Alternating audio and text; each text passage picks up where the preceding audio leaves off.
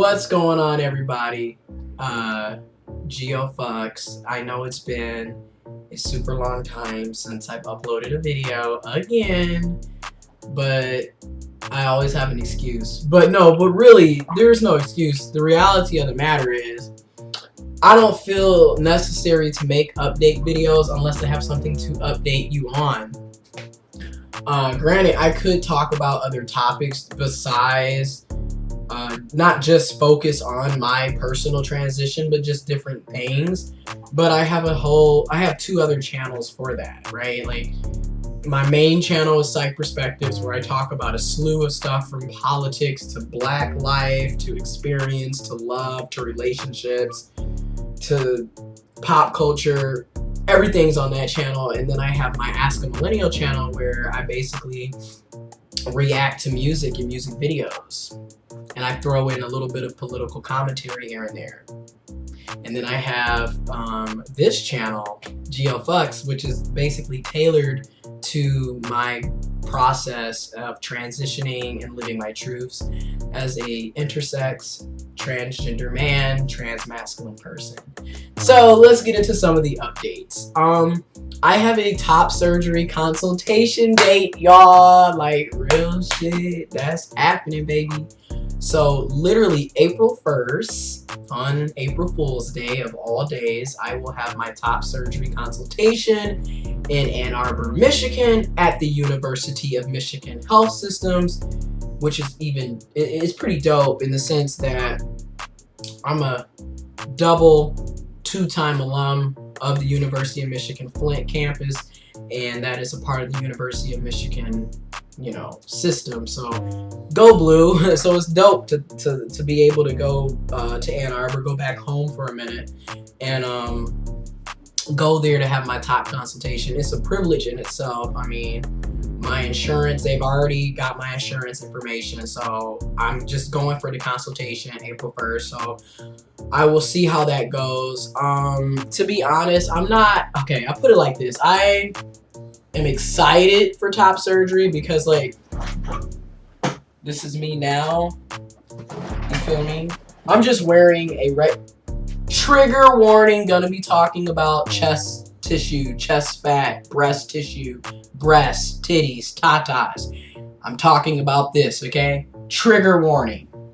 Alright, so this is me right now, you feel me? My breasts, my chest has went down. Like, significantly have went down since starting T. I started T, let me show you the side. I started T, HRT, hormone replacement therapy, July 10th. And I was, a triple D? And now I'm probably like a regular D or a big C. Like, so, or I was a double D and now I might be a D or a big C. And I already had breast reduction surgery in 2011 because I was a triple D, and it was like really causing a lot of issues on my back, my shoulders, my neck. Really was messing up my posture. And now I permanently have to wear a belt. And even with my belt all the way, I've lost so much weight for various reasons. Like, one, I go to the gym all the time, but I have Graves' disease, autoimmune disease, as well as IBS and other gastrointestinal issues. So I had to really do a lot of changes over the past year. And then I did kind of change what I eat up. And don't get me wrong, I still eat a bunch of shit that I probably shouldn't be eating half the time because it makes me sick as fuck. But I cut out a lot of stuff so I could get my health in order because, who wants to die prematurely if they don't have to? Or who wants to spend all their time at the ER, right? Like, that shit costs money. So yeah. So I'm excited about that. I haven't smoked marijuana since October 22nd, 2019. It is February 7th. I still do edibles though, because honey, I need these. But I haven't smoked in preparation for the consultation and for top surgery. I was told literally October 22nd when they called me to start setting up everything to stop smoking. And they told me to stop smoking marijuana, you know, if you smoke tobacco. So, and mind you, I don't smoke tobacco, I don't smoke cigarettes, I only smoke weed. And even when I smoke weed, I do papers, leaves, and vapes. So I used to do, you know, blunts, but I don't really like blunts even then. So I just stopped doing those, and then I had to stop because of my Graves, and the tobacco agitates the thyroid, and I already have Graves' disease, so it's like, no, I don't want to have a thyroid storm. I had 2 of those last year and almost fucking died. So no, I don't want that. So I stopped doing that in preparation. And like, do I miss smoking? I do miss smoking. I like, to me, it's therapeutic and relaxing. But I stopped because, you know, I want top surgery. Like, gotta have some discipline in there somewhere, you know. Gotta have some discipline in there somewhere. But yeah, getting ready for that. To be honest, I'm excited, but I want to see the results of people who have went to the surgeon that I'm going to go to for my top surgery consultation, because I see a lot of trans masculine, trans men, people who have had top surgery. I see a lot of them talking about, like, you want to make sure you do your research, because some people go places and the results are not what they wanted.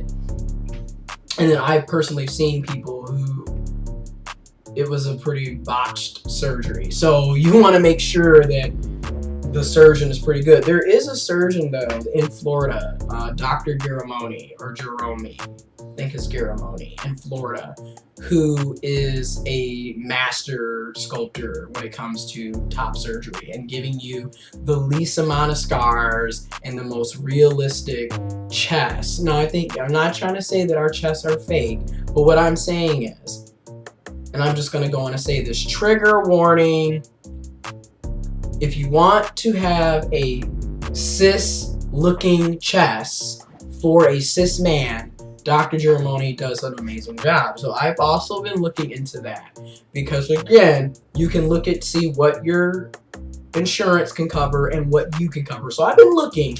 My only issue about Dr. Geramoni is you already have to take 6 weeks off. And out of those 6 weeks, if I go to Dr. Geramoni in Florida, I would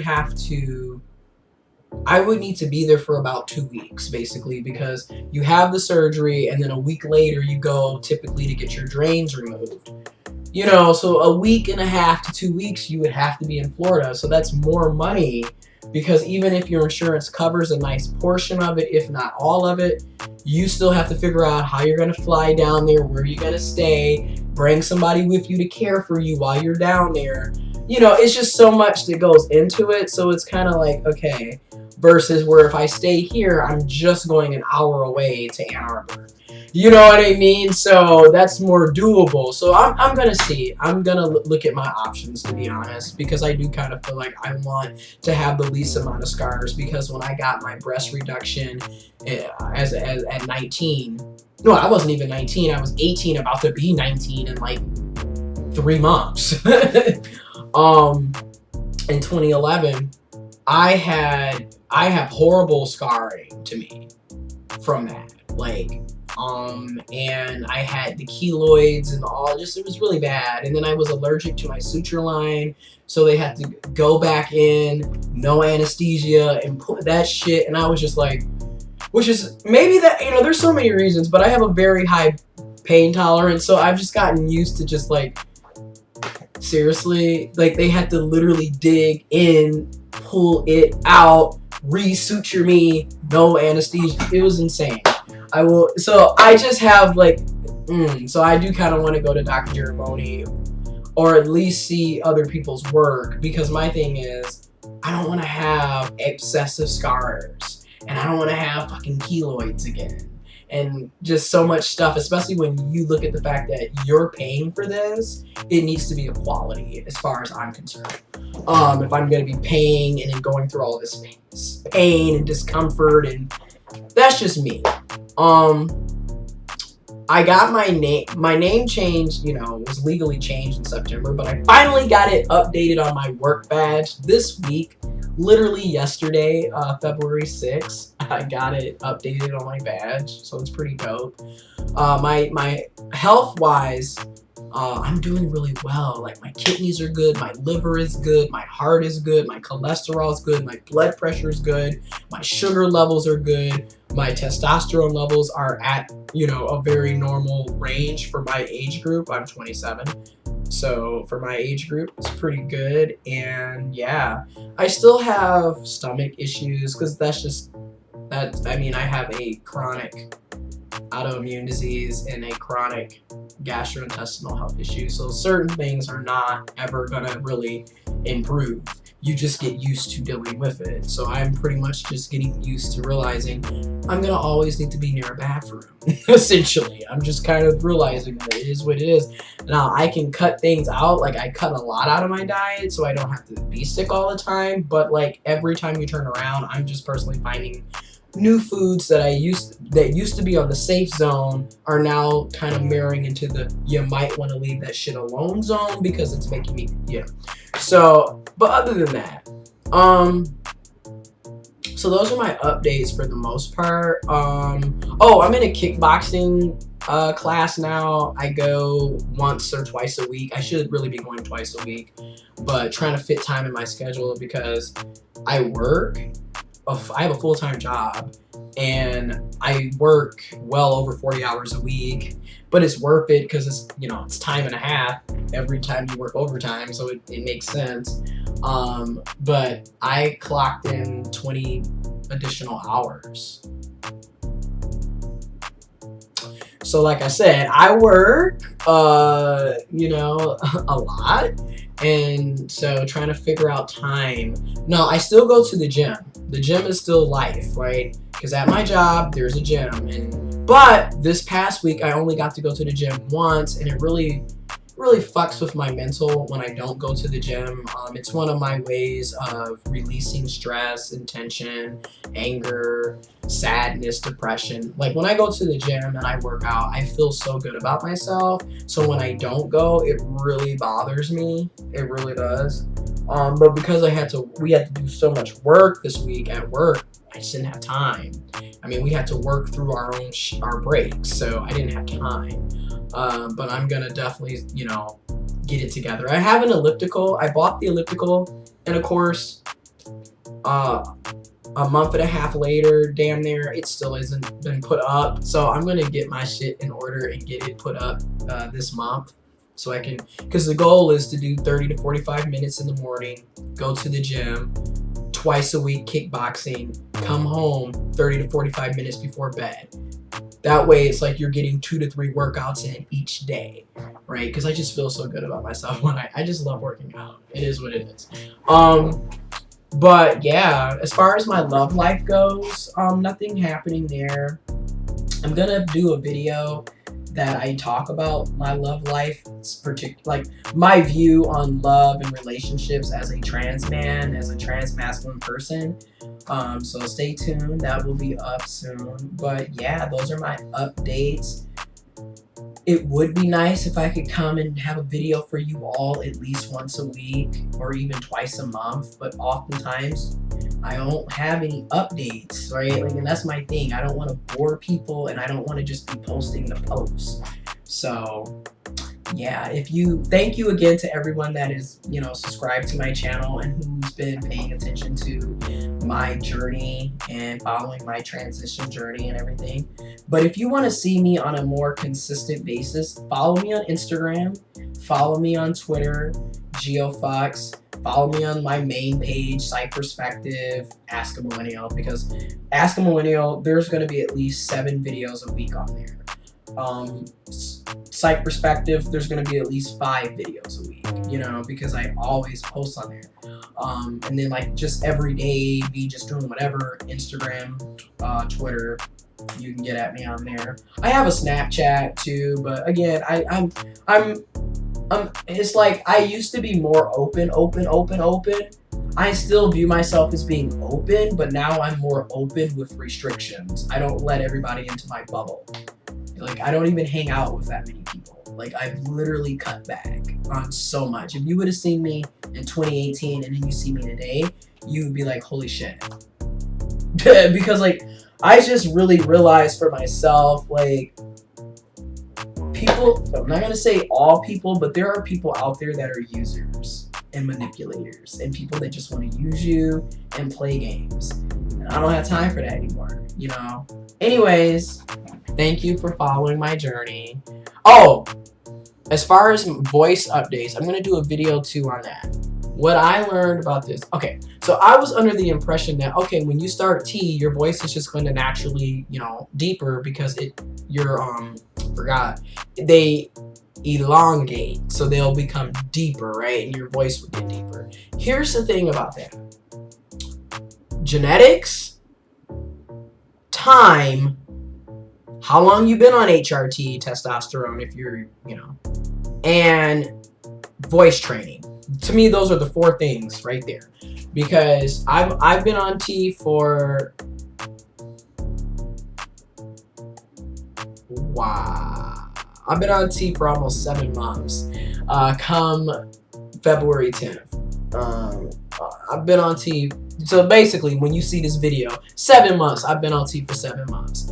And what I've noticed is, yeah, the voice is deeper, but it's not deep in the sense, like, I still get misgendered left and right, you feel me? And so I, you know, realize that. But then I have days where, depending on who I'm talking to, yes sir, and then when I'm in public, I'm getting more gendered correctly, but it depends on who I'm talking to, you know? It's weird how that goes. But I am realizing that I need to probably talk from a lower register because, like, I can change the depth of my voice. So I'm noticing I need to talk from a lower register, you know, but anyways, more videos to come. Thank you again for following me in my journey, and see you soon.